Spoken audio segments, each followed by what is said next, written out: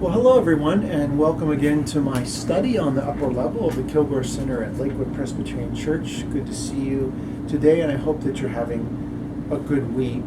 One thing I've been hearing about for months, really, since the pandemic began and we all started getting locked up in our houses and not able to move as freely as we'd like, and also perhaps being closed up with our loved ones more than what we're used to, it brings a level of tension, even in the best of relationships.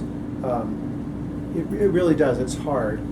And so my sermon this Sunday, which you can pick it up on the website Sunday morning, speaks to Jesus and his very, very basic rules of how to manage conflict. Not necessarily resolve conflict, but manage it and help you to find sort of a middle ground so that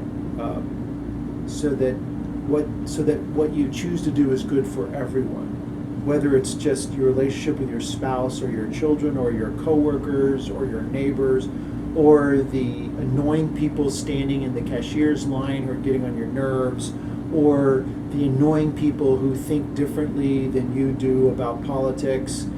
So it's really important, I think, right now in the life of certainly, our community and our nation, if not the entire world, that we practice kindness and patience and understanding, but realize we need to probably work a little bit harder at coming together, working out differences, giving people the benefit of the doubt, and showing kindness and forbearance. So I just want to give you this. In the Presbyterian tradition, we call it a charge at the end of the service, a charge and a blessing. But this charge comes from the Apostle Paul in his letter to the Colossians. It's the one we use at our wedding services. But Paul said this: as God's own children, clothe yourselves with compassion. That's with a heart that's sensitive to other people. Kindness and patience, forgiving one another just as the Lord has forgiven you. And crown all of those things with love. Love, which binds everything together in perfect harmony.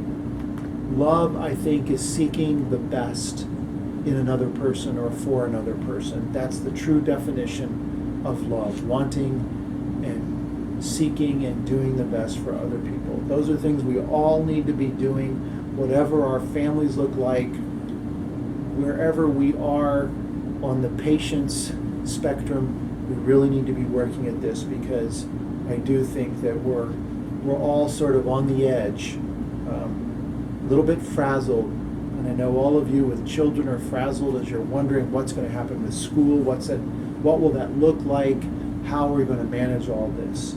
It's a difficult time, I know. So we all need to work hard at managing our conflicts and our conflicted areas of our lives. But I wish you God's blessing, and I hope to see you this Sunday for our virtual worship, and also continue to invite you to enjoy Steve Gorman's video series on the humor of Jesus. His humor was very different from ours, but Jesus was a funny guy. He was probably not funny to the people who he offended, but he was a very funny person in his own special way. So be sure to take advantage of our virtual ministry. God bless you, and see you next week.